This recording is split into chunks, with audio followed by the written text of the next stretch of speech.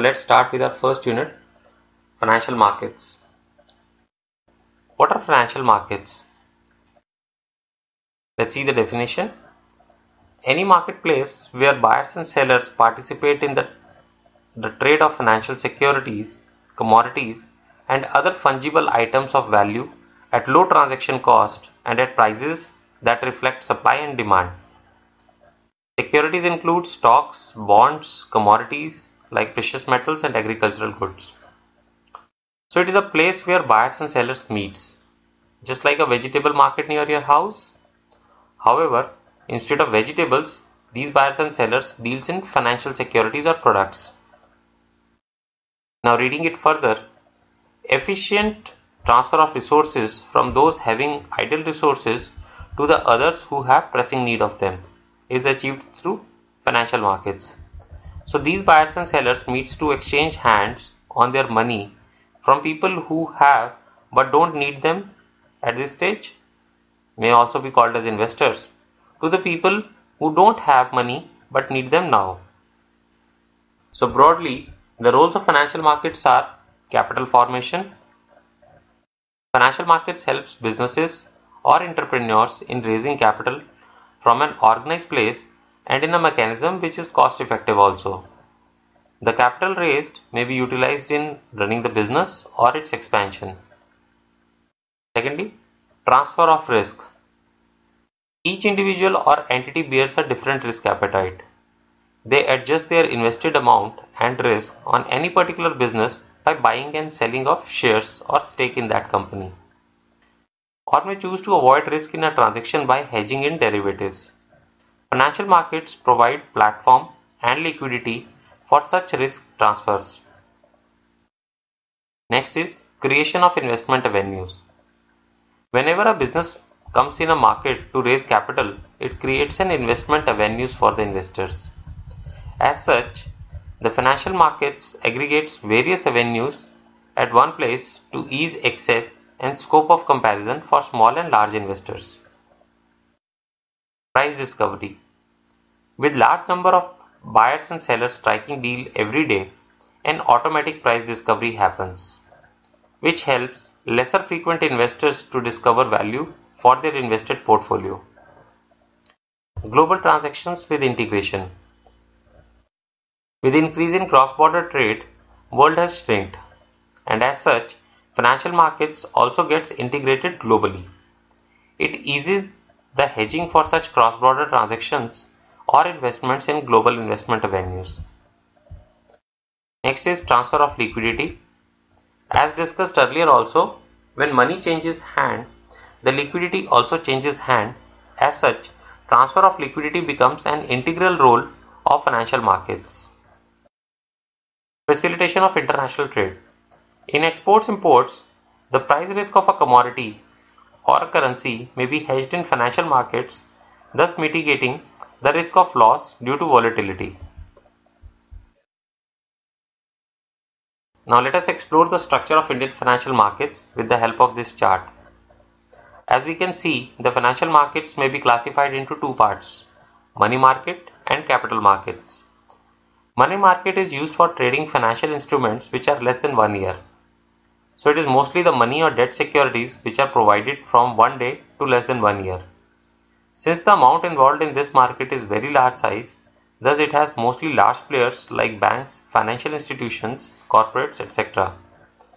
The other part of Indian financial markets is capital markets, which generally deals in securities invested for more than 1 year. It may be further classified into two parts, non-securities market and securities market. The non-securities market covers mutual funds, fixed deposits, PFs, small saving schemes, etc. However, security markets cover shares, debt, commodity, etc.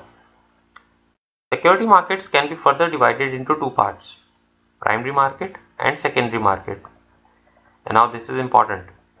Primary markets are where issuers directly approach investors and raises capital for businesses. For example, IPOs, book buildings, private placements. However, secondary markets are where investments are traded. Thus, no fresh money gets raised, but it only changes hands. from the people who wants to exit to the people who wants to enter. Different parts of secondary markets are equity markets, debt markets, commodity markets, derivative markets, where future and options are traded. So now, getting an understanding on financial markets, its roles and structure, let's see who are the participants of financial markets. As beneficiaries, the first and foremost are the investors. Whether they are individuals or institutional investors, they are the life of the market. Investors comes in different roles like speculators, hedgers or arbitragers. While speculators are one who wants to take risk and tries to predict the market direction and earn money, in contrast, hedgers are the one who just want to avoid risk and volatility.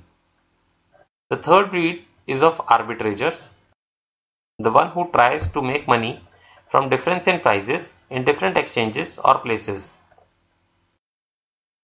The investors could be individuals, prop traders, corporates, financial institutions like mutual funds or insurance companies, FIIs, portfolio managers, etc. Now, if investors are life of financial markets, the issuers are the heart of financial markets, who keep pumping in investment avenues.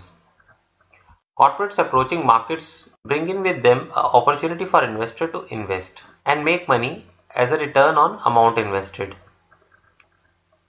As facilitators, we have intermediaries like stock exchanges such as NSE, BSE, which provides platform for trading, stockbrokers like ICICI Direct, Sharekhan, Religare, Kotak, etc., which connects clients with stock exchanges, depositories like NSDL and CDSL, which facilitates keeping of shares in dematerialized form,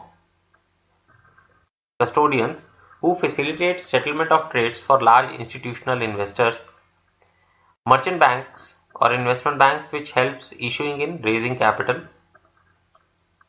So these are intermediaries. In the last but definitely not the least, we have regulators, which regulates the entire financial markets and ensure fair practices. The regulators in Indian financial markets are SEBI for stock markets, mutual fund depositories, FMC for commodity markets, RBI for banking and currency, and IRDA for insurance. Now this is an interesting slide. Though the data is a bit old, but it clearly highlights the trend in Indian financial markets. We can observe that the turnover are increasing year on year and bringing the whole new opportunities for aspiring professionals. The large bar is of money market, as the deal size in this market is very large and money changes hand frequently. We can also see a steep jump in equities derivative markets, maybe because of the reason of lesser IPOs hitting the market post 2008 in comparison to the period before. The derivative becomes more frenzy to investors for making returns better than bank rates. Now that's the end of unit 1. The second unit we will discuss on the career opportunities.